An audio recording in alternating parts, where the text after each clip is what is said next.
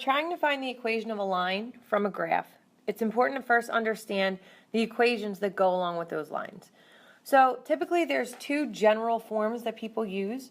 The first being y equals a plus bx, and the second is y equals mx plus b. You've probably seen y equals mx plus b before, and most people remember that m represents the slope and b represents the y-intercept. We remember that the slope is really the change in your y value over the change in your x value. So when we look at this y equals a plus bx formula, we can see that it has a similar setup. In this case, b is actually equal to the slope. Whichever variable is the coefficient of your x term will be your slope, regardless of what letter it is. As long as it is the coefficient of your x term, the value that is touching your x, that is going to be your slope. So the value that's sitting by itself up here is going to be a, and that's our constant term. That doesn't change as x changes, so that is going to be my y-intercept. We're going to use this top formula because that's what the book uses. However, if you want to use y equals mx plus b, that's also totally fine. So whichever way makes you feel better, go with that way. Okay, for this video, I'm going to use this top equation. So it's good to know the equation, but it's also important to know where these things show up on your graph. The y-intercept is always going to show up where your line crosses the y-axis. So that shows up right here. The slope is going to be the change in y over the change in x. So if I take 2 points on the line, it would be the change in your y value divided by the change in your x value. Another way that we write that is change in y, or delta y, and change in x. So your change in y over your change in x is equal to your slope.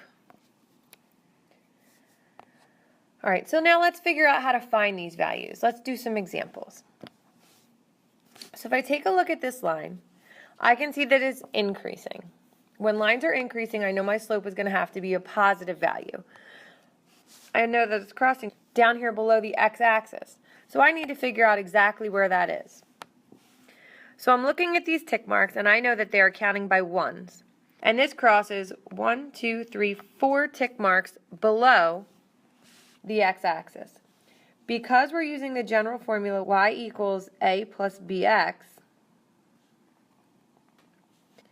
and a is my y-intercept, so a is going to be equal to -4. Okay? So now I need to think about what my slope is going to be. That's kind of a different story. I'm going to need to do a little extra work for that situation. So let me go over here, and I'm going to find 2 points that I know for sure to be true. So I can put a mark right here. The coordinates of this point are going to be my x value, comma, my y value. So it's going to be 0, -4. So I need to find another point that I know for sure to be true, a point that has that crosses in a corner. I can find one right up here, and the coordinates of that point are going to give me an x value of 2 and a y value of 2. All right, so we're in business now. To find the slope, which we're calling b because b is the coefficient of x, I need to use these 2 points. So the first point is 0, -4. And my second point is going to be 2 and 2. So I need to think about what the rule is for slope, so let's write that down so we remember. The general rule for slope is always going to be y2 minus y1 divided by x2 minus x1. So it makes sense for us to go back up to the top and label our coordinates. the first ordered pair, I'm going to label x1 and y1. X is always the first coordinate, and y is always the second coordinate. So in our second ordered pair, 2, 2, we'll label that x2, y2. Order is really important here, so I like to label just so I don't forget which goes where. So once I have everything labeled, now I can just plug it into my slope formula down here. We know we're solving for b, which is the slope in our equation, our generic equation that's at the top. So I'm going to look at y2, and that shows up here. So it's 2 minus y1 is negative 4. So you'll notice that I didn't just get rid of the negative because I already had a minus. You have to include whatever sign is with your value. So the top of my fraction here will be 2 minus negative 4. On the bottom, my x2 is 2 minus x1 is 0. So from here I'm just going to simplify. 2 minus negative 4 is 6. Remember, when we're subtracting a negative, it really becomes a positive. Both of those become positive. And then 2 minus 0 is 2. We know that 6 divided by 2 is 3, and we want to write our values as simply as possible. Well, now I have everything that I need to write my whole equation. I have a value for A, and I have a value for B, so I'm just going to put it all together. So the equation of this line is going to be y equals, and I'm going to plug in the A value, which is negative 4. My slope is positive 3, so I'll say plus 3, and that's going to be the coefficient of x. So let's do the same thing on the next example. So let's bring our slope formula over so that we remember how to use it. And we're also going to need our y equals equation that we're going to use. So the same situation is going to hold true here. I need to figure out where my line crosses the y-axis, and I need to figure out the slope. So I'm looking at the line, and I see that it crosses at a whole number here, and that's going to cross at 1. So automatically, right now, I know that my y-intercept A is going to equal positive 1. That also gives me a coordinate of a point that I can use to find my slope, 0, 1. So let's put it over here, 0, 1. Now I need to find another point on the line that is in a corner that I know for sure to be true, that I don't need to estimate any values. So I see one over here. There's lots of points on the line that would work, but I'm going to choose this one. As long as you're choosing 2 points on the line, you're going to get the same equation regardless. So this coordinate would be an x value of negative 3 and a y value of positive 3. So I'm going to put that over here, negative 3, 3. Again, let's label our points. I have x1 and y1 for my first coordinates, and I have x2, y2 for my second coordinates.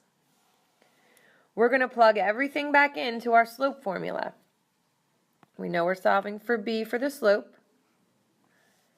So y2 in our case is 3 minus y1 is 1.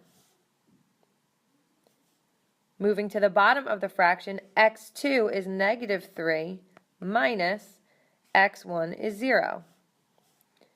So we'll just continue to simplify. 3 minus 1 is 2. Negative 3 minus 0 is negative 3. So your slope, b, is going to equal negative 2/3. So let's put it all together.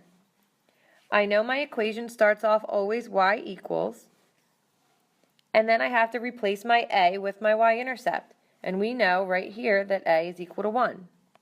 So y equals 1. And the next thing to replace is our slope. So we just figured out that our slope is going to be negative 2/3. So I'm going to write minus 2/3, and then that's got to go with the x, because my slope's always the coefficient of x. So what happens when my y-intercept crosses at 0? Let's see. All the same stuff still holds true. I still need to find where that line crosses the y-axis, and for us, we just figured out that it crosses at the origin. And the origin is an x value of 0 and a y value of 0. So let's put that point down, 0, 0. Now we need to find one more point that's on our line. So I'm going to use this one. And I can see that the coordinates for this are an x value of 2 and a y value of 3. So let's put that point over here. Next step, as always, is going to be to label my points. The first set of points gets an x1 and a y1. The second set of points gets an x2 and a y2. When we put it all together and plug in our values to our slope formula, we are going to get b equals y2, which is 3, minus y1 is 0, over x2 is 2, minus 0. So when we simplify, 3 minus 0 is 3, over 2 minus 0 is 2. So we get a slope of 3/2. We already talked about our y-intercept crossing at the origin, so I know then that A has to equal 0. So when we put it all together, we're going to get y equals, our A is 0, our slope is a positive 3/2, and then we put our x. Now I don't really need this 0, so a better way to write this would just be y equals 3/2 x. And that would be the equation of our line. If you're still struggling with these, go back and practice. Pause the video and try to see if you can come up with 2 points on your own and follow the steps. Then rewatch the video. If you did it right, great. If not, check where your mistakes were and then try again.